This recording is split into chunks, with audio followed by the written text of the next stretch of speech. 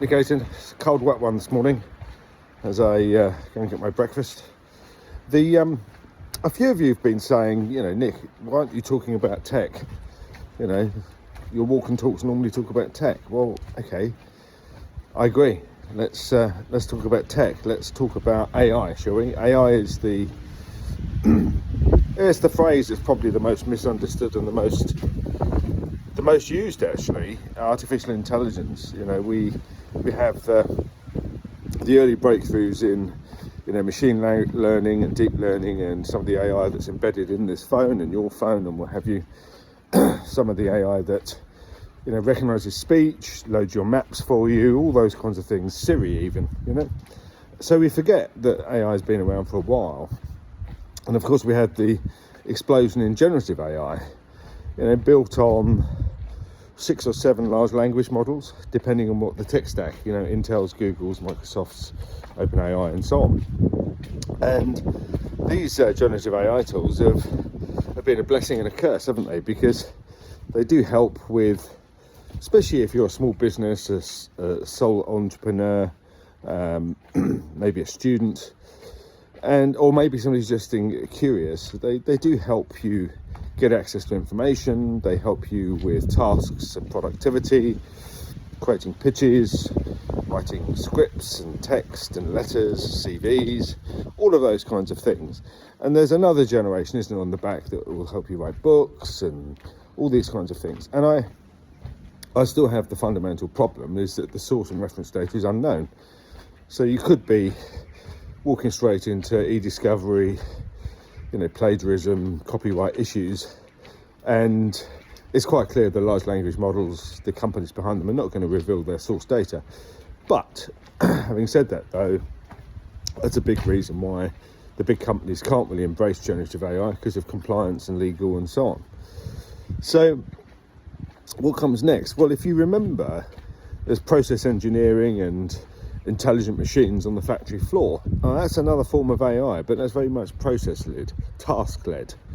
And there's a lot of optics involved in terms of the machine seeing and looking and understanding where it is in the process. And that will give you a clue to the next wave that's already upon us, which is things like agentic AI. And these kinds of AIs are going to work alongside, your normal bots. And there's a number of systems, isn't there, that allow you to have, AI-based staff. These agents that behave as, well, they drive human interaction, don't they? And then, but working alongside them is the agentic AI, which are going to make more decisions. It's a more intelligent, what next? What should I do next? Agent and routine that can actually do things at the process level, at the function level, at the task level within an organisation, and make decisions, moving you on to the next step, the next stage in the process, or what have you. And I've seen some of these systems, and they're pretty good, actually, I have to say. And it's gonna drive a lot of change in larger companies, with a couple of provisos. I mean, there's a big concern about loss of jobs, isn't there? And I've said this before, back in 2017. If you're in a repetitive moving paper role or job, then your job will be impacted by AI.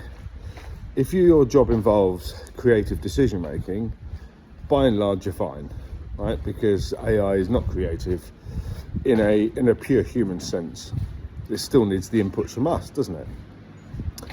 So there is going to be a lot of displacement, and these agentic AIs and these agents are going to cut swathes of inefficiency out of certain functions.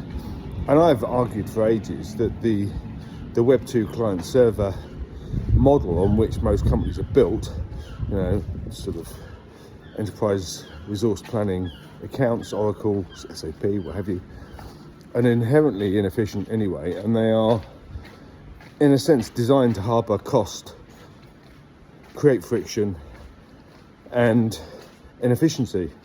because the whole technology environment is about writing back to disk updates on everything, logs and files, and who did what and who did this.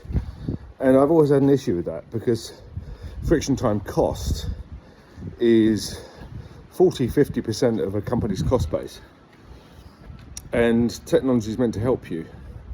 I would argue that the client server SAP ERP world doesn't. And when you tell a chief technology officer that 50-60% of the processing of his servers is on the inefficient updating and writing of these logs, and that 70-80% of the heat signature, the energy that's being used in the data center, is to do inefficient, unnecessary things.